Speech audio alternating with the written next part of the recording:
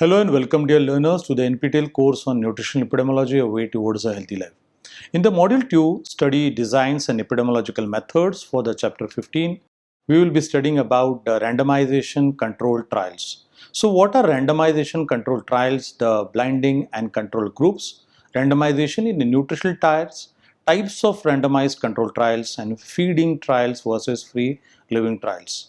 Also, the compliance and adherence, feasibility in randomized control trials, risk of contamination, nutrition supplementation trials versus diet interventions, and ethical considerations along with case studies will be discussed in this chapter.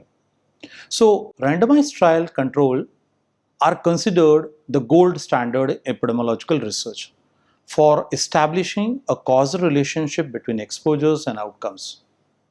In nutritional epidemiology, the RCTs are used to evaluate the effects of dietary patterns, nutrients, and supplements on healthy outcomes, including chronic diseases, metabolic markers, and mortality. Unlike the other observational studies, the randomized controlled trials minimize the bias through random allocation, thereby improving internal validity. So if you see in this figure, the randomization, the blinding, that is called as masking, and control groups. So if you take the participants assigned randomly, that is in, for example, a computer generation, and it ensures the comparability between groups, the intervention group and the control group. It reduces the selection bias and confounding. It illustrates the comparability, where you can see the reduces of selection bias and confounding. In the masking, where you find that there is a single blind versus double blind. In the single blind, you may come across the participants unaware about a group allocation to what group they are aware about. And both in participants and the researchers are unaware in the double blind masking. The nutritional blinding challenges often include a visible diet, changes, and a whole food. Versus into the control groups, where you find there is a comparison of placebo versus standard diet, and there is no interventions where the participants provide the comparison data. Randomization in nutritional trials.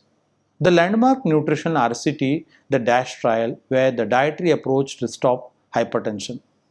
So when you take the control diet, that is a standardized US diet, whether a typical US diet, low in FNV and high in saturated fats. You can see from the picture where the randomized design is more towards a diverse population, and the participants comes with an adult hypertensive where the N value is 459. Where on the other side, the fruit and vegetable diet emphasizes more on fruits and similar in other respects. The DASH combination diet is like rich in fruits, veggies, whole grains, low fat dairy, and lean protein, low in saturated fats, red meat, and added sugar. So what is the significant impact of this? The total pattern versus a single nutrient. Total dietary pattern. If you take the total dietary pattern and the single nutrients, you may come across the trial provided by a dietary pattern process rather than single nutrients could significantly lower the blood pressure. You can understand this by taking the inclination towards significantly lowered blood pressure. Where the control diet, you may find there is an inclination towards the increasing blood pressure versus fruit and vegetable diet reduces actually, and the DASH combination diet for taking this part as more influencing towards significantly lowering the blood pressure in the hypertension study.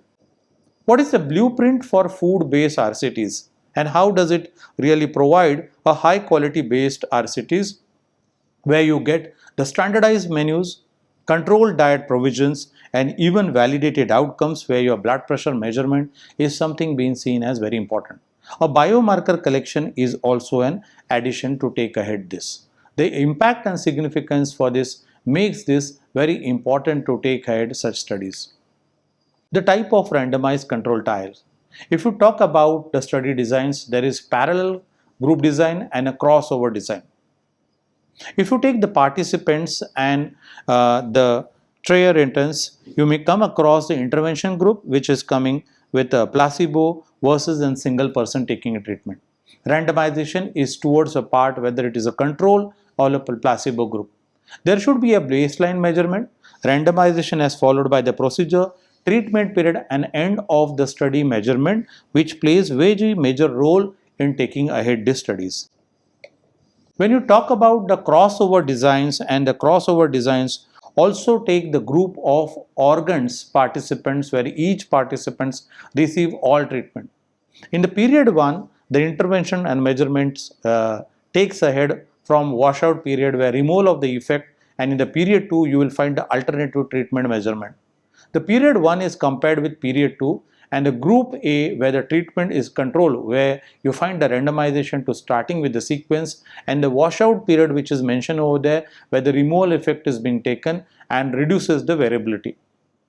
Whereas is the group B where you find it is a control and the treatment part, the washout period is being seen as, and then comparison of part 1, period 1 and period 2 is being done over here. Then comes the feeding trials versus free living trials. What is a feeding trial? It is a highly controlled meals provided in research settings. It comes across to see that when it is done in hospitals or places or nursing home, it is highly recommended meals provided in a research setting where you can take ahead this study. For example, a metabolic ward study. What is a metabolic ward study coming as? Where you find that it is benefiting with a high accuracy to take ahead, low generalizability, and limitations are like expensive and low generalizability, which gives us a chances to say that the participants live in a research unit and they all consume all the meals provided by the study. So there is no chance that they can have their own food of choice. They have to come ahead only with the food which is being provided by the institution. But if you count the major benefits, it is highly accurate. So where it is very much encouraged, and it is strictly controlled because there is a lot of observation, there is a lot of vigilance to take ahead this study. If you count the limitations which I has already spoken, that is more applicable, but strictly controlled, which sometimes gives us more chances that there is expense which gives more a reason. If you compare with the other part where the free living trial comes, the free living trial is like the dietary advice followed by a participant in their everyday environment. So you can take it in your daily environment and you are advised only, and according to that you can follow. What is the example? A participant can shop for and prepare their own meals and track the diet in their dietary pattern. So the dietary advice followed by participants in their everyday environment where there is a lot of freedom given. There is freedom given of choice actually to select from different places, and even the price comparison also can be one among a very major choice which can give a benefit of. Example, a participant who is shopping and preparing their own meals, they can track their diet and everyday food. So the dietary advice followed by the participants is taken as a food diary. They maintain it and benefit it. If you do the comparison, the benefit comes like it is very expensive because you have to take a lot of efforts, and low application to the compliance actually comes with. The limitations is like it is giving a measurement actually where the measurement errors are found to be more. If you talk about the compliance and adherence, which is very important to see what are the benefits versus what are the pros, what are the cons. The compliance is like how closely the participants follow the protocol. They need to go ahead with the protocol, which is very, very important. Adherence, that consistent intake over a period of time. So both are critical because small deviations can dilute true effects, and concentrated small food they are introduced. Strategies to monitor and improve the adherence. If you talk about the regular dietary recalls, example 24-hour food records, and the biomarkers where you come across the plasma, fatty acids, urinary sodium, and you may find across that there is an involvement of microscopic observations that you have salt trials and urinary sodium is being found over there. Support and reminders. Example, counseling sessions, text reminders, app support which is being given, which improves the compliance, and you get more adherence to all the things that you have to follow. Is there a thing where we can come across even the non-adherence consequences? Yes, attenuated effect estimates that bias towards the null, where you may find that lot of effects may come with a planned versus non-planned effect. Misclassification of exposure, complicating the interpretation that can also see the non-adherence consequences. Feasibility in randomized control trials. The feasibility in nutrition RCTs include recruitment and retention of participants, the cost and logistics of the food provision, counseling and outcome assessment. The feasibility also depends on the cost of intervention, what is the supplying food coming as, participants' burden, also the duration of study and ethical constraints. Nutrition trials are often resource intensive, limiting large scale implementation. Narrower intervention improves feasibility, where examples can be single nutrient, that is vitamin D or vitamin C. Simple dietary change actually as reduce in sodium or increase in glucose, easier to standardize and scale in. Versus if you have the complex interventions that are harder to standardize and scale it up, where you can take the example whole lifestyle or multifaceted diets. The example may be plant-based diet, physically taking it completely, that you take the entire plant-based diet and physical activity added to it. So more difficult to standardize and scale it up. Where versus on the intervention feasibility part, you may see it is easier to standardize and scale it up. So how to pilot or feasibility RCTs? The feasibility RCTs recommend before large scale trials to test recruitment processes, adherence strategies and measurement procedures. Are there any risk of contamination? So if it is so, what is contamination? So contamination occurs when the control group adopts a behavior of the intervention groups. Example, if it starts eating more fiber because they have heard it's healthy. So where we find lot of things coming as taking fiber, and when you come across this, you have all these things taking to start to eat more fiber. Okay, intervention groups, you may see listening to the counseling, taking whole grains and lentils, high fiber food or lentils. The control group, they take typical processed food, refined bread and sugar drink. So when it occurs, when the control group adopts behavior of the intervention groups. Example, the control group start eating more fiber. You may see that one of the participants may say that I have heard the fiber is good and I will try to. So it is like an influence which is coming.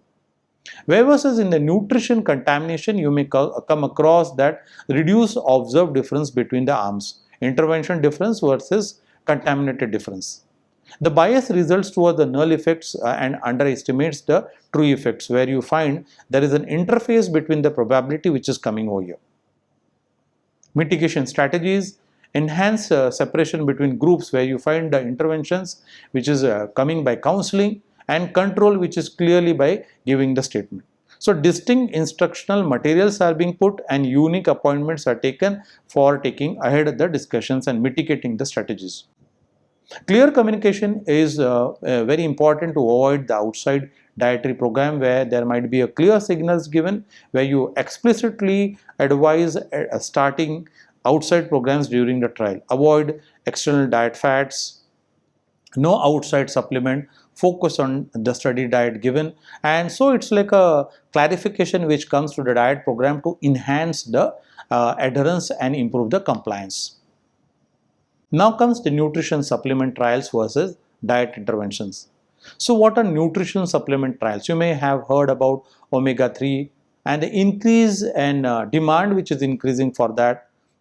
Also vitamin D3, iron, vitamin B12. So you may find a reductionist approach where the test isolated nutrients in a form of a pills or capsules are given.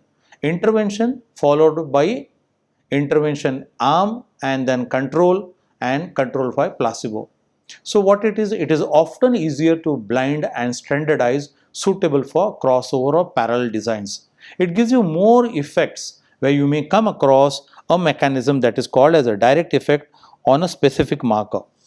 It is more seen, for example, in serum, Fe, like iron, and a cleaner mechanistic interface on the single nutrients. Okay, and you may compare it with the diet interventions, where the key difference and methodological implication starts with like to take nutrition supplements as supplements allowing precise dosing.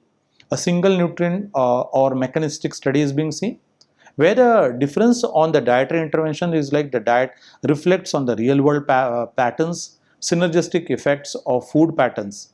So there is a Mediterranean diet where you find a holistic approach being taken, where you find a fish, oil, olive oil, tomatoes, carrots, spinach, and a whole lot of things.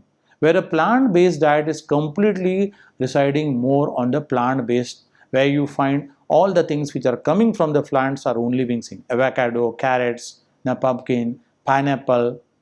You may find lot of even seeds, actually dry fruits, and too many things which are coming with a plant-based diet. Dash diets is the inclusion of low-fat diet. Now you may have burgers, you may have bread, you may have wheat, you may have even milk and all those things. So you may see that the test whole dietary patterns involve multiple food and nutrition, the meal plans, recipes, and home cookies. So the diet interventions is more relevant to the real world dietary guidance, but harder to standardize, measure, and blind. The mechanism is a little bit complex, food nutrient and interaction and behavioral changes. But what it gives is more is like it better reflects the synergistic food nutrient interactions and consumer behavior, which is very, very important.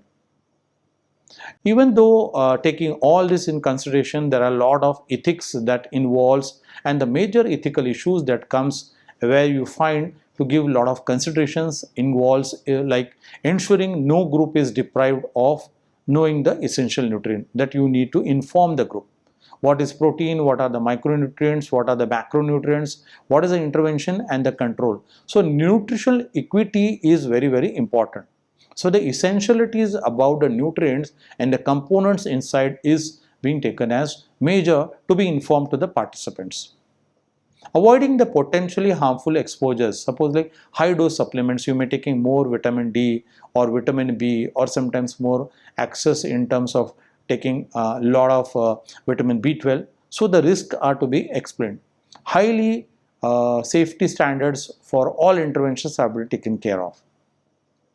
Then comes the protecting vulnerable groups like children, pregnant women, elderly population. They are very important to be protected, and the older adult, especially with comorbidities, finds a major role in protection.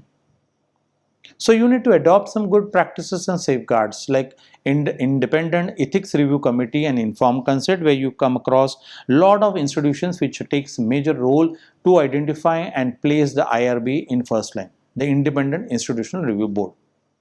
Also, full informed consent process is very important, because consent plays major role in such safeguards, which finds that consent gives more information to the participants and also keeps and watch by the persons actually who conduct the study and get all this review done by the IRB and put in front of the participants.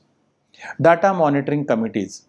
For a long or high risk trials, you need to have a data monitoring committee which comes with an external oversight of trial data, where safety and efficacy are being taken and safety alerts are always being given.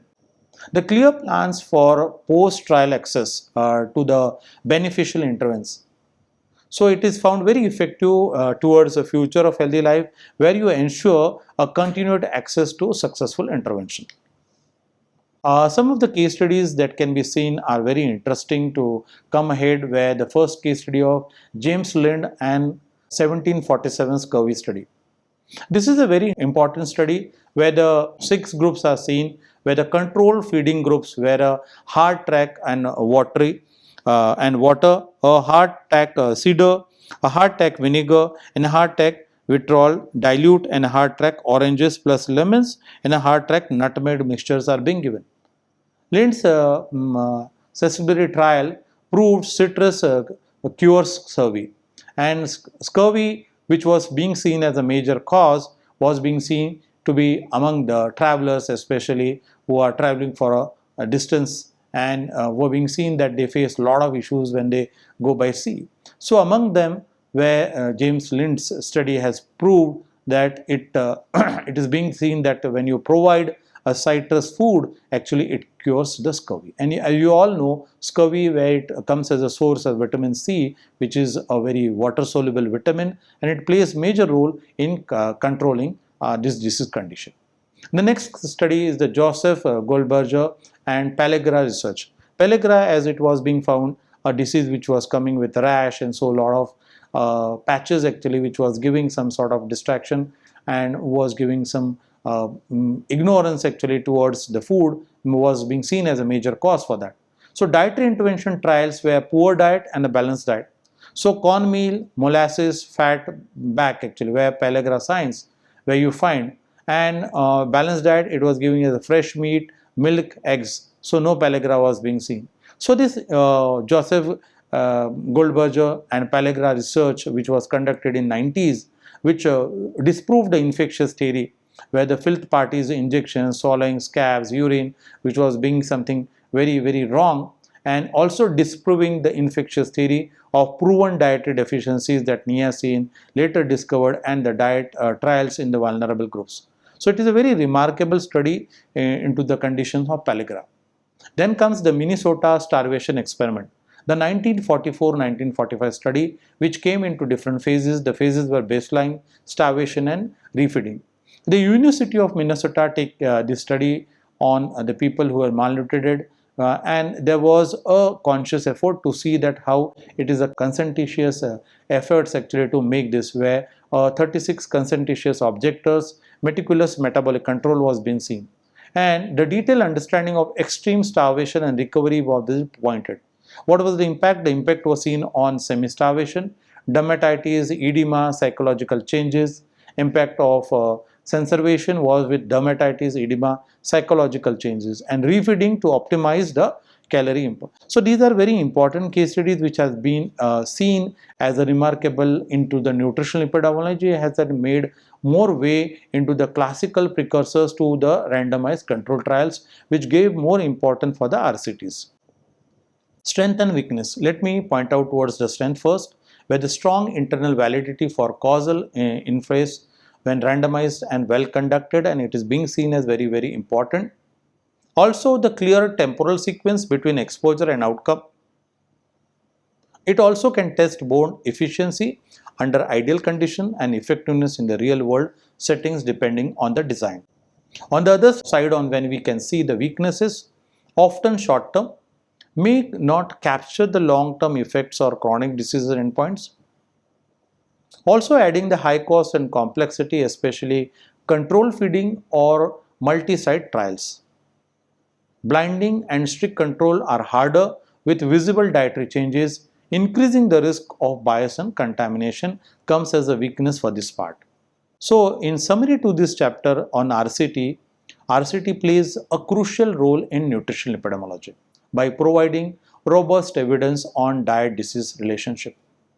While they offer high internal validity, practical challenges such as compliance, cost, and ethical issues often limit their scope. So we have come across a lot of discussion and case studies which are pointing towards a combining RCT evidence with observational studies provides a more comprehensive understanding of nutrition and health. So with this we come an end to this chapter, and you can take the benefits of these references to study more in detail about the randomized control trial. Thank you very much.